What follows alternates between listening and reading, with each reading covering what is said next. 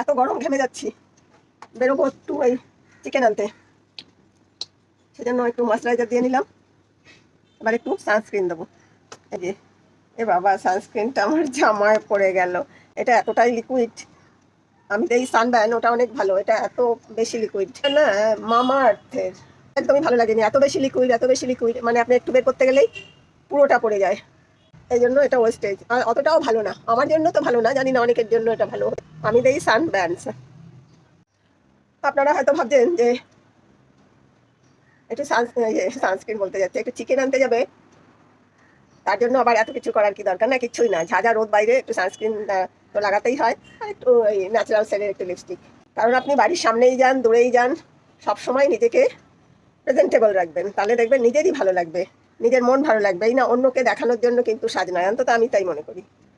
নিজের জন্য, নিজে যদি সবসময় ফিটফাট পরিচ্ছন্ন সুন্দর থাকেন, এমনকি ঘরেও, আমি ঘরেও ঠিকঠাক মতোই থাকতে চাই, তাহলে কি নিজের ভালো লাগে। যাই হোক, অনেক কথা বলে ফেলেছি। আমার চশমাটা কোথায়? হ্যাঁ, এই চশমা পরে নিলাম। দেখুন, কিছু সেজেছি না তো, সানস্ক্রিন তো বানতে হয়। তাহলে এবার যাচ্ছি। আমার না এই দাগটা একটু কী করে যেন একটু ভেতর দিকে বসে গেছে, সেই জন্য মনে হয় ফোকলা। ওই জন্য এখন আমার হাসতেও কেমন লাগে। দেখি ডেন্টিস্টের কাছে কবে যাওয়া হয়। ভাবছি থাক, চলে তো যাচ্ছে, কী বা হবে, ফোকলা ভাববেই। যাইনি। এই যে এইটা নিলাম, কারণ ছাতা নেবো, সেই জন্য পার্স নিলে না হাতটা আটকা থাকবে। এই যে, এই পাড়ায় আশেপাশে দোকান বাজার গেলে তখন এটা নেই। এবার ফ্যান অফ করি, লাইট অফ করি, মোবাইলে চার্জার অফ করলাম। এবার ছাতা নেব। এই ঘরে আর লাইট জ্বালাইনি, এখনো আমি তালাও খুলিনি।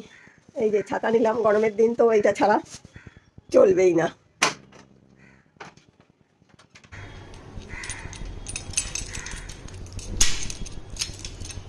আমার লাইট অফ।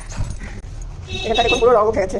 ওই উল্টো দিকে যাদের ওয়াশরুম আছে সেটা ক্লিক করে দেখা যাক কবে সব ঠিক হয়। আর একটা ওম আর একটা স্বস্তিক লাগানো আছে।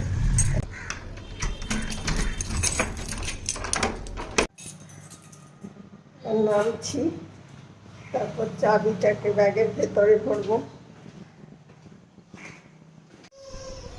দেখুন বাইরে কি রোদ, একদম ঝাঁঝা করছে রোদ। এখন আর আপনাদের সাথে নেব না।